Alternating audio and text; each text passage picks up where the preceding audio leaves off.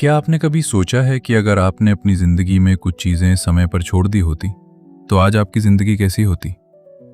कई बार हम उन कामों को छोड़ देते हैं जिन्हें पूरा करने का हमने कभी इरादा किया था, लेकिन बाद में वही फैसला हमारे मन में सवाल खड़ा करता रहता है। क्या मैंने सही किया? क्या मुझे थोड़ा और कोशिश करनी चाहिए थी, या फिर मुझे पहले ही रुक जाना चाहिए था? यही सवाल इस किताब की सोच का आधार है। यहां बात सिर्फ हार मानने की नहीं है, बात है सही समय पर सही चीज को छोड़ने की। क्योंकि हर चीज को आखिरी दम तक पकड़े रहना समझदारी नहीं होती। कभी कभी किसी काम को छोड़ना ही आपको किसी बेहतर रास्ते पर ले जाता है। इसे हम कह सकते हैं स्ट्रैटेजिक क्विटिंग, यानी सोच समझकर किसी चीज से बाहर निकलना। आमतौर पर हमें बचपन से सिखाया जाता है कि कभी हार मत मानो, मुश्किल आए तो डटे रहो, बार बार कोशिश करो। लेकिन समस्या तब शुरू होती है जब हम इस सलाह को हर परिस्थिति में लागू करने लगते हैं। हर मुश्किल चीज के पीछे सफलता छिपी हो ये जरूरी नहीं है। कुछ रास्ते आपको आगे ले जाते हैं, कुछ रास्ते आपको वहीं खड़ा रखते हैं, और कुछ रास्ते ऐसे होते हैं जिन पर चलते रहने से आप लगातार नुकसान में जाते रहते हैं। इसलिए असली सवाल ये नहीं है कि आपको कभी छोड़ना चाहिए या नहीं। असली सवाल है किस चीज को छोड़ना है और कब छोड़ना है। इसे समझने के लिए 3 अलग अलग परिस्थितियों को समझना जरूरी है। पहली है द डिप, दूसरी है द कॉल डिसैक, और तीसरी है द क्लिफ। द डिप वो दौर है जब शुरुआत में कोई काम आसान लगता है, लेकिन कुछ समय बाद मुश्किल होने लगता है। आपको मेहनत ज्यादा करनी पड़ती है, नतीजे कम दिखाई देते हैं, और मन कहता है कि शायद ये काम मेरे लिए नहीं है। यही वो समय होता है जब ज्यादातर लोग पीछे हट जाते हैं। लेकिन अगर वो रास्ता वास्तव में सही है तो इसी मुश्किल दौर को पार करने के बाद आपको बड़ा फायदा मिल सकता है। यानी द डिप हमेशा बुरी चीज नहीं है। कई बार यही मुश्किल दौर आपको बाकी लोगों से अलग करता है। अब बात करते हैं द कॉल डेक की। यह ऐसा रास्ता है जहां आप जितनी भी मेहनत कर लें, आगे बढ़ने का कोई रास्ता नहीं बनता। आप काम करते रहते हैं, समय देते रहते हैं, ऊर्जा लगाते रहते हैं, लेकिन स्थिति लगभग वैसी ही रहती है। ऐसे रास्ते पर सिर्फ इसलिए टिके रहना कि आपने पहले से बहुत समय लगा दिया है, सही फैसला नहीं है। कभी कभी पीछे हटना ही आगे बढ़ने की शुरुआत होती है। अब तीसरी स्थिति है द क्लिफ। द क्लिफ वो स्थिति है जहां अगर आप समय रहते नहीं रुके तो नुकसान बहुत बड़ा हो सकता है। यहां समस्या सिर्फ समय की नहीं होती, आपकी ऊर्जा, पैसा, अवसर और मानसिक शांति भी लगातार खत्म हो सकती है। इसलिए इन तीनों स्थितियों को पहचानना बहुत जरूरी है। द डिप में कभी कभी टिके रहना समझदारी हो सकती है, द कॉल डिसैक में बाहर निकलना बेहतर हो सकता है, और द क्लिफ में देर करना खतरनाक साबित हो सकता है। लेकिन इंसान के लिए यह फैसला लेना आसान नहीं होता। क्यों? क्योंकि समाज ने हमारे दिमाग में हार मानने को लेकर एक गलत धारणा बना दी है। जब कोई व्यक्ति किसी काम को छोड़ता है तो लोग अक्सर कहते हैं वो कमजोर था, उसमें धैर्य नहीं था, वो असफल हो गया। लेकिन हर बार ऐसा नहीं होता। कई बार किसी चीज को छोड़ना असफलता नहीं बल्कि समझदारी होती है। मान लीजिए कोई व्यक्ति ऐसी नौकरी में कई साल लगा देता है जिसमें उसके लिए आगे बढ़ने का कोई रास्ता नहीं है। वो हर दिन मेहनत कर रहा है, लेकिन उसे नई जिम्मेदारी नहीं मिल रही, उसकी कमाई नहीं बढ़ रही, उसे कुछ नया सीखने का मौका नहीं मिल रहा। अगर वो सिर्फ इसलिए उसी नौकरी में बना रहता है क्योंकि उसने वहां कई साल लगाए हैं, तो क्या यह सही फैसला होगा? शायद नहीं। अगर वो उस नौकरी को छोड़कर ऐसी जगह जाता है जहां सीखने और आगे बढ़ने के बेहतर अवसर हैं, तो उसका छोड़ना हार नहीं है, वो एक रणनीतिक फैसला है। यही फर्क है बिना सोचे छोड़ने और स्ट्रैटेजिक क्विटिंग के बीच। अब एक और महत्वपूर्ण बात समझते हैं। दुनिया में नंबर 1 बनने का फायदा इतना बड़ा क्यों होता है? क्योंकि लोग और बाजार अक्सर सबसे अच्छे विकल्प को ज्यादा महत्व देते हैं। मान लीजिए किसी चीज के 10 विकल्प हैं, ज्यादातर लोग उनमें से सबसे लोकप्रिय विकल्प को चुनने की कोशिश करेंगे। यही कारण है कि नंबर 1 और नंबर 2 के बीच का अंतर हमेशा छोटा नहीं होता। कई बार नंबर 1 को मिलने वाला फायदा बाकी लोगों की तुलना में बहुत ज्यादा होता है। इसे समझने के लिए आइसक्रीम का उदाहरण ले सकते हैं। अगर किसी बाजार में वेनिला सबसे ज्यादा पसंद किया जाने वाला स्वाद है, तो उसकी बिक्री किसी कम लोकप्रिय स्वाद से कई गुना ज्यादा हो सकती है। यानी सिर्फ अच्छा होना काफी नहीं है। कई बार आपको किसी खास क्षेत्र में सबसे अच्छा बनने की कोशिश करनी पड़ती है, और यही बात स्ट्रैटेजिक क्विटिंग से जुड़ती है। अगर आप हर काम में थोड़ा थोड़ा समय लगाते रहेंगे तो शायद आप किसी भी क्षेत्र में बहुत आगे नहीं जा पाएंगे। लेकिन अगर आप उन चीजों को छोड़ दें जो आपकी प्राथमिकता नहीं है और अपनी ऊर्जा एक महत्वपूर्ण क्षेत्र पर लगा दें, तो आपके पास उस क्षेत्र में बेहतर बनने का मौका होता है। यही कारण है कि सफल लोगों को सिर्फ इसलिए सफल नहीं समझना चाहिए क्योंकि उन्होंने कभी हार नहीं मानी। कई सफल लोग इसलिए आगे बढ़े क्योंकि उन्होंने समय रहते ये पहचान लिया कि किस चीज पर ध्यान देना है और किस चीज से बाहर निकलना है। मान लीजिए आपके पास एक दिन में सिर्फ कुछ घंटे हैं।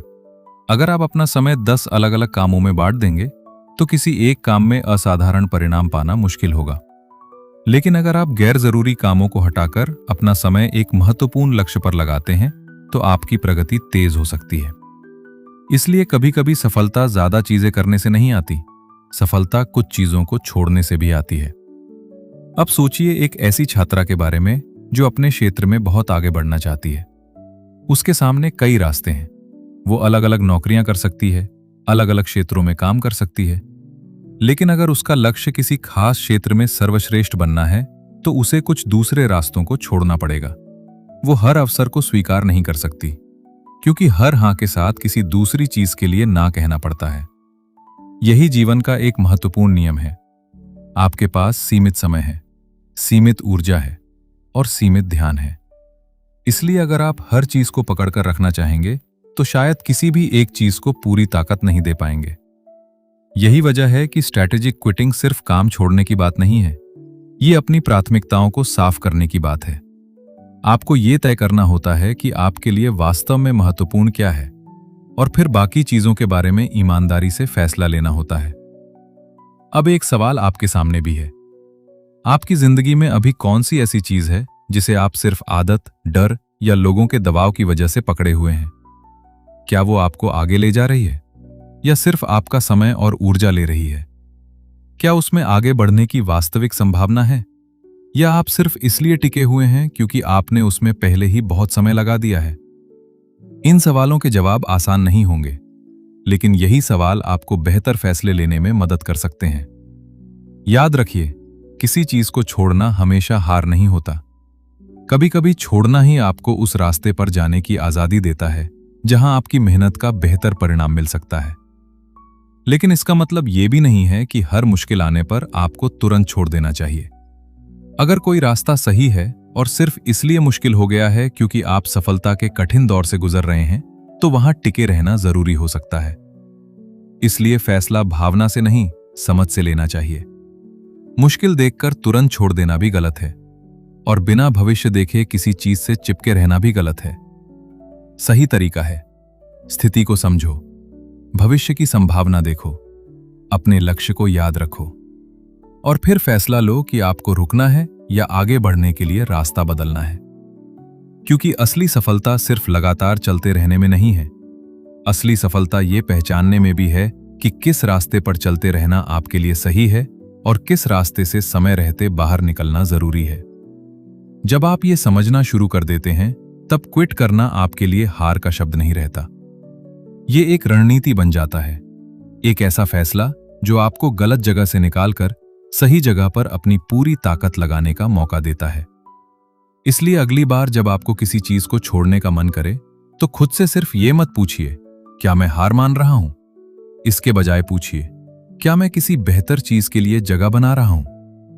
क्योंकि कई बार आगे बढ़ने के लिए आपको और तेज दौड़ने की नहीं, बल्कि सही समय पर गलत रास्ते से बाहर निकलने की जरूरत होती है। आखिर हम नंबर 1 को इतना ज्यादा महत्व क्यों देते हैं? इसका एक बड़ा कारण है, हमारे पास विकल्पों को खोजने के लिए सीमित समय, पैसा और ऊर्जा होती है। मान लीजिए आपको किसी नए शहर में किसी खास मौके पर डिनर के लिए जाना है। क्या आप ऐसे रेस्टोरेंट को चुनेंगे जिसके बारे में आपने कभी सुना ही नहीं? शायद नहीं। ज्यादातर लोग ऐसा विकल्प चुनेंगे जिसके बारे में उन्हें अच्छी जानकारी हो, जिसके बारे में लोगों ने अच्छा बताया हो या जो उस जगह का सबसे लोकप्रिय रेस्टोरेंट हो। क्योंकि हमारे पास हर विकल्प को खुद आजमाने के लिए पर्याप्त समय और पैसा नहीं होता। इसी वजह से हम अक्सर अपना समय, पैसा और ऊर्जा उन लोगों और कंपनियों पर लगाना पसंद करते हैं जिन्हें हम सबसे अच्छा मानते हैं। यही नंबर एक होने का एक बड़ा फायदा है। नंबर एक होने पर लोगों का ध्यान आपकी तरफ ज्यादा जाता है। आप आसानी से नजर में आते हैं, आपके बारे में ज्यादा लोग जानते हैं, और जब किसी क्षेत्र में आपको सबसे ऊपर माना जाता है तो आपके कॉम्पिटिटर्स अपने आप आपके पीछे दिखाई देने लगते हैं। यही अंतर बाजार में बहुत महत्वपूर्ण होता है। अब सोचिए, जब आप कहीं पढ़ते हैं दुनिया का सबसे बेहतरीन, तो आपका ध्यान तुरंत उस चीज की तरफ चला जाता है, क्योंकि हर इंसान को सबसे अच्छी चीज चुनना पसंद होता है। लेकिन यहां एक दिलचस्प सवाल आता है, क्या वास्तव में दुनिया में सबसे अच्छा होना संभव है? क्या करोड़ों लोगों से भरी इस दुनिया में कोई व्यक्ति सच में नंबर एक हो सकता है? इसका जवाब है हाँ, लेकिन इसके पीछे एक महत्वपूर्ण बात समझनी होगी। सबसे अच्छा और दुनिया दोनों का मतलब हर परिस्थिति में एक जैसा नहीं होता। किसी चीज को सबसे अच्छा कहने के लिए यह तय करना जरूरी है कि हम किस क्षेत्र की बात कर रहे हैं। मान लीजिए आप वीडियो एडिटर की नौकरी के लिए इंटरव्यू देने जाते हैं। अगर इंटरव्यू लेने वाला व्यक्ति मानता है कि आप उस नौकरी के लिए सबसे अच्छे उम्मीदवार हैं, तो उसके लिए आप वास्तव में नंबर एक हैं, क्योंकि वो अपनी जरूरत और अपने अनुभव के आधार पर फैसला कर रहा है। उसके लिए दुनिया का मतलब पूरी दुनिया नहीं है। उसकी दुनिया उस समय वीडियो एडिटिंग से जुड़ी हुई है। उसे ये जानने की जरूरत नहीं कि आप किसी दूसरे क्षेत्र में कितने अच्छे हैं। उसे सिर्फ ये देखना है कि उसकी जरूरत के हिसाब से कौन सबसे सही उम्मीदवार है। यही कारण है कि सबसे अच्छा होना हमेशा पूरी दुनिया में सबसे अच्छा होने का मतलब नहीं होता। आप किसी खास क्षेत्र में नंबर एक बन सकते हैं, और यही आज के बाजार की एक खासियत है। आज सिर्फ एक बड़ा बाजार नहीं है, बल्कि बहुत सारे छोटे छोटे बाजार बन चुके हैं। हर बाजार की अपनी जरूरतें हैं, हर बाजार के अपने ग्राहक हैं, और हर बाजार में कोई न कोई व्यक्ति या कंपनी सबसे बेहतर बनने की कोशिश कर रही है। मान लीजिए आप ऑर्गेनिक तुलसी से जुड़े उत्पाद बेचते हैं। आपको पूरी दुनिया के हर उत्पाद में नंबर एक बनने की जरूरत नहीं है। आप सिर्फ अपने खास बाजार में सबसे अच्छे बनने पर ध्यान दे सकते हैं। यही छोटी और स्पष्ट दुनिया आपके लिए सबसे महत्वपूर्ण बन सकती है। इसलिए सफलता पाने के लिए हमेशा पूरी दुनिया से मुकाबला करना जरूरी नहीं है। कई बार आपको सिर्फ अपनी सही जगह खोजनी होती है, एक ऐसा क्षेत्र जहां आप अपनी मेहनत, कौशल और अनुभव को लगातार बेहतर बना सकें।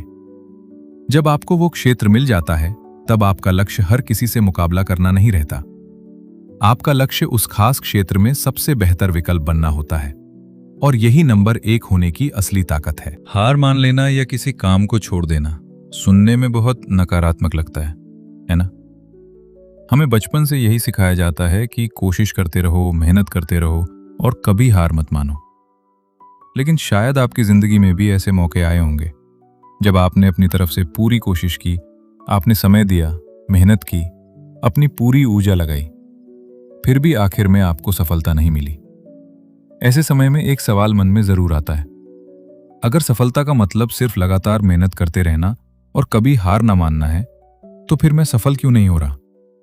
और कई बार ऐसा क्यों होता है कि आपसे कम मेहनती या कम प्रतिभाशाली दिखाई देने वाला व्यक्ति आपसे आगे निकल जाता है? इस सवाल का जवाब समझने के लिए स्ट्रैटेजिक क्विटिंग को समझना जरूरी है। स्ट्रैटेजिक क्विटिंग आपको यह पहचानने में मदद करता है कि कब किसी मुश्किल का सामना करते हुए टिके रहना चाहिए और कब किसी रास्ते से बाहर निकल जाना चाहिए। इसे समझने के लिए अलग अलग तरह के कर्व्स का इस्तेमाल किया गया है। इनमें सबसे महत्वपूर्ण है द डिप। जब आप कोई नई चीज शुरू करते हैं तो शुरुआत काफी मजेदार और रोमांचक हो सकती है। आपको हर दिन कुछ नया सीखने को मिलता है। आप जितना ज्यादा प्रयास करते हैं, उतना ही जल्दी परिणाम भी दिखाई देता है। इसे आप एक ऐसी लाइन की तरह समझ सकते हैं जो शुरुआत में तेजी से ऊपर जा रही हो। मान लीजिए आपने पहली बार केक बनाना शुरू किया या आपने सिलाई सीखना शुरू की। शुरुआत में आपको हर नई चीज दिलचस्प लगेगी। आप थोड़ी मेहनत करेंगे और आपको तुरंत कुछ न कुछ परिणाम दिखाई देगा। इससे आपका उत्साह बढ़ेगा और आपको लगेगा कि आप तेजी से सीख रहे हैं। लेकिन कुछ समय बाद स्थिति बदलने लगती है। अब आपकी मेहनत तो पहले जितनी ही है, लेकिन परिणाम पहले की तुलना में कम दिखाई देने लगते हैं। यहीं से शुरू होता है द डिप। द डिप वो मुश्किल दौर है जहां एक बिगिनर धीरे धीरे एक्सपर्ट बनने की तरफ बढ़ता है। ये वो समय होता है जब आपको पहले से ज्यादा मेहनत करनी पड़ती है, लेकिन उसका परिणाम तुरंत दिखाई नहीं देता। मान लीजिए आपने सिलाई सीख ली है, आप कपड़े सिल सकते हैं, लेकिन जब आप अपने बनाए हुए कपड़ों को देखते हैं तो उनमें अभी वो सफाई और परफेक्शन नहीं है जो एक अनुभवी व्यक्ति के काम में दिखाई देती है। आपको लगता है कि इतनी मेहनत के बाद भी सुधार इतना कम क्यों दिखाई दे रहा है। यही द डिप है। ये वो लंबा और मुश्किल रास्ता है जो शुरुआती उत्साह और असली उपलब्धि के बीच आता है। शुरुआत में मिलने वाली आसान सफलता आपको ये महसूस करा सकती है कि आगे बढ़ना बहुत आसान होगा, लेकिन असली उपलब्धि तक पहुंचने के लिए आपको उस मुश्किल दौर से गुजरना पड़ता है। यही वजह है कि बहुत से लोग शुरुआत में अच्छा प्रदर्शन करने के बाद बीच में रुक जाते हैं। उन्हें लगता है कि उनकी मेहनत का फायदा नहीं मिल रहा, लेकिन कई बार समस्या ये नहीं होती कि रास्ता गलत है। समस्या सिर्फ ये होती है कि वे उस मुश्किल हिस्से तक पहुंच चुके होते हैं जहां आगे बढ़ने के लिए पहले से ज्यादा धैर्य और मेहनत की जरूरत होती है। कॉलेज में ऑर्गेनिक केमिस्ट्री इसका एक अच्छा उदाहरण हो सकती है। यह विषय कई छात्रों के लिए काफी कठिन होता है। कुछ मेडिकल स्कूलों में ऐसे कठिन विषय छात्रों की तैयारी और उनकी प्रतिबद्धता को परखने का एक तरीका भी बन सकते हैं। शुरुआत में छात्र उत्साहित होते हैं, लेकिन जब विषय मुश्किल होने लगता है तो कई लोगों का उत्साह कम होने लगता है। यहीं द डिप सामने आता है। जो छात्र इस कठिन दौर को समझ पाता है वो घबराने के बजाय ये सोचता है कि ये उसकी यात्रा का एक मुश्किल हिस्सा है। वो सीखने का तरीका बदलता है, ज्यादा अभ्यास करता है और धीरे धीरे अपनी समझ को मजबूत करता है। लेकिन जो छात्र हर मुश्किल को इस संकेत की तरह देखता है कि उसे तुरंत छोड़ देना चाहिए, वो शायद उस बिंदु तक कभी नहीं पहुंच पाएगा जहां असली उपलब्धि उसका इंतजार कर रही होती है। इसलिए द डिप को समझना बहुत जरूरी है, क्योंकि हर गिरावट इस बात का संकेत नहीं होती कि आपको रास्ता छोड़ देना चाहिए। कई बार वही गिरावट आपको उस स्तर तक पहुंचाने का रास्ता होती है जहां बहुत कम लोग पहुंच पाते हैं। जब कोई छात्र मेडिकल स्कूल में प्रवेश लेता है तो शुरुआत में उसे बहुत बधाइयां मिलती हैं। परिवार खुश होता है, दोस्त तारीफ करते हैं, लोग उसे बताते हैं कि उसने बहुत बड़ी उपलब्धि हासिल की है। शुरुआत में उसे लगातार सकारात्मक प्रतिक्रिया मिलती रहती है, लेकिन मेडिकल स्कूल के कुछ महीने गुजरने के बाद तस्वीर बदलने लगती है। अब उसे महसूस होता है कि पढ़ाई पहले से कहीं ज्यादा कठिन है। खासकर ऑर्गेनिक केमिस्ट्री जैसी मुश्किल चीजें उसे परेशान करने लगती हैं। उसे लग सकता है कि उसने बहुत बड़ी गलती कर दी है। उसे ऐसा भी लग सकता है कि शायद वो इस रास्ते के लिए बना ही नहीं है। यहीं द डिप की असली परीक्षा शुरू होती है। द डिप से बाहर निकलने वाले लोगों ने सिर्फ मुश्किल समय को सहन नहीं किया, उन्होंने उससे बाहर निकलने के लिए लगातार मेहनत की। उन्होंने अपनी गलतियों को समझा, अपनी तैयारी का तरीका बदला और तब तक प्रयास किया जब तक वे उस मुश्किल दौर से आगे नहीं निकल गए। एक बार जब आप द डिप से बाहर निकल जाते हैं तो आपकी मेहनत और परिणाम दोबारा ऊपर जाने लगते हैं। अब आते हैं दूसरे कर्व पर। इसे कहते हैं द कल्डेसैक। कल्डेसैक एक फ्रेंच शब्द है जिसका अर्थ होता है ऐसी जगह जहां आगे जाने का रास्ता नहीं है। इसे आप डेड एंड भी कह सकते हैं। इस स्थिति में आप काम करते रहते हैं, समय देते रहते हैं, मेहनत करते रहते हैं, लेकिन कोई खास बदलाव नहीं होता। सबसे बड़ी समस्या यह है कि स्थिति जरूरी नहीं कि खराब हो, लेकिन वो बेहतर भी नहीं होती। आप बस उसी जगह पर खड़े रहते हैं। यही द कल्डेसैक है। अगर आपको महसूस हो कि आप लंबे समय से किसी ऐसी जगह पर हैं जहां आगे बढ़ने का कोई वास्तविक रास्ता नहीं दिख रहा, तो वहां से बाहर निकलने का साहस करना चाहिए, क्योंकि एक डेड एंड सिर्फ आपका समय बर्बाद नहीं करता, ये आपको किसी दूसरे बेहतर अवसर को आजमाने से भी रोक सकता है। हो सकता है कि कहीं और कोई ऐसा रास्ता आपका इंतजार कर रहा हो जहां आपकी मेहनत का बेहतर परिणाम मिल सकता है। लेकिन जब तक आप पुराने रास्ते को पकड़े रहेंगे, तब तक नए रास्ते पर जाने का मौका नहीं मिलेगा। अब तीसरे कर्व की बात करते हैं। इसे कहते हैं द क्लिफ। द क्लिफ को समझने के लिए किसी ऐसी आदत का उदाहरण लिया जा सकता है जिसे छोड़ना समय के साथ मुश्किल होता जाता है, जैसे सिगरेट पीने की आदत। शुरुआत में कोई व्यक्ति इसे सिर्फ प्रयोग के तौर पर शुरू कर सकता है, फिर धीरे धीरे ये आदत बन सकती है। समय के साथ व्यक्ति को इसकी लत लग सकती है। अब समस्या यह है कि जितना ज्यादा वो इसे जारी रखता है, उतना ही इससे बाहर निकलना मुश्किल हो सकता है। यानी इसका कर्व एक चट्टान की तरह दिखाई दे सकता है। व्यक्ति आगे बढ़ता रहता है और एक समय के बाद उसे वापस आना बहुत कठिन लगने लगता है। कई बार वो तब रुकने की कोशिश करता है जब उसे इसके नुकसान महसूस होने लगते हैं। यही द क्लिफ की समस्या है। इसलिए द कल्ड-ड-सैक और द क्लिफ दोनों हमें एक गलत दिशा में ले जा सकते हैं। कल्ड-ड-सैक आपको कहीं आगे नहीं ले जाता और द क्लिफ आपको ऐसी स्थिति तक पहुंचा सकता है जहां वापस लौटना बहुत मुश्किल हो जाए। इसके मुकाबले द डिप अलग है। द डिप मुश्किल जरूर है, लेकिन अगर वो सही रास्ते पर है तो उसके पार जाने पर आपकी सफलता की संभावना बढ़ सकती है। किसी क्षेत्र में सफल होने का मतलब सिर्फ शुरुआत करना नहीं है। असली चुनौती उस समय आती है जब आगे बढ़ना मुश्किल हो जाता है और हार मान लेना सबसे आसान विकल्प दिखाई देता है। यही वो समय है जब कई लोग पीछे हट जाते हैं और जो लोग सही रास्ते पर टिके रहते हैं वे बाकी लोगों से आगे निकल सकते हैं। अगर द डिप जैसा मुश्किल दौर होता ही नहीं तो हर व्यक्ति अपने क्षेत्र का सबसे अच्छा खिलाड़ी, कलाकार, निर्देशक या प्रोफेशनल बन सकता था। लेकिन ऐसा नहीं होता। कठिनाई लोगों को अलग करती है। ये तय करती है कि कौन सिर्फ शुरुआत तक पहुंचा है और कौन मुश्किल दौर को पार करके आगे जाने के लिए तैयार है। यही प्रक्रिया किसी क्षेत्र में बेहतर लोगों को ऊपर आने का मौका देती है। इसलिए द डिप सिर्फ एक परेशानी नहीं है। सही रास्ते पर होने पर यह एक तरह का फिल्टर भी बन सकता है। बहुत से लोग मुश्किल आते ही रुक जाते हैं। कुछ लोग उस मुश्किल को समझकर आगे बढ़ते रहते हैं और आखिर में वही लोग उस स्तर तक पहुंचते हैं जहां पहुंचने के लिए बाकी लोग तैयार नहीं थे।